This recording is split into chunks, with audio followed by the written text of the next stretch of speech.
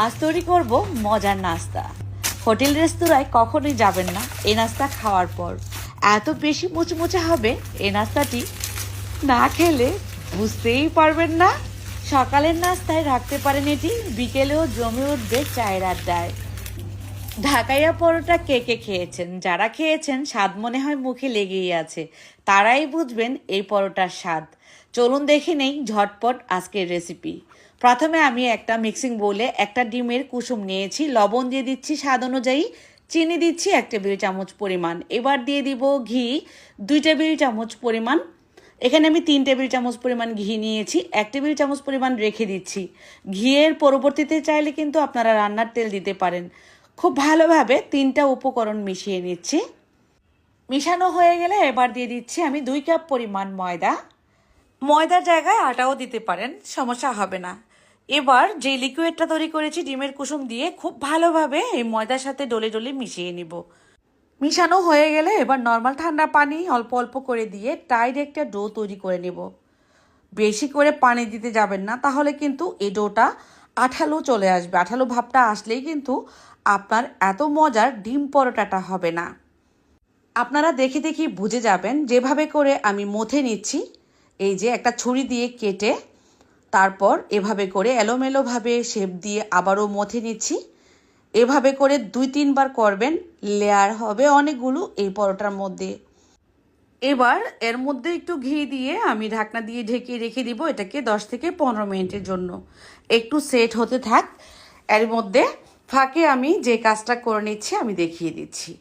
আরও 2টা ডিম নিয়ে নিচ্ছি, একটা বাটির মধ্যে নিচ্ছি 2টা কাঁচামরিচ কুচি, ধনিয়া পাতা কুচি, পেঁয়াজ 2টা কুচি করে নিলাম, লবণ দিচ্ছি স্বাদ অনুযায়ী।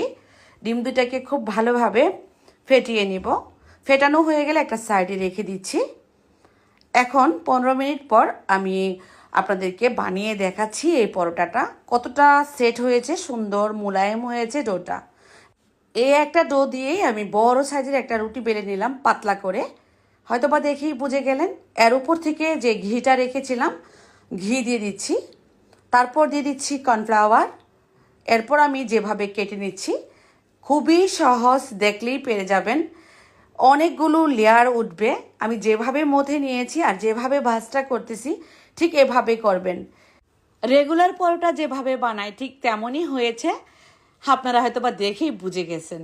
এখন শুধু একটা একটা করে আমি পরোটা বেলে নিব আর ভাজা শুরু করব।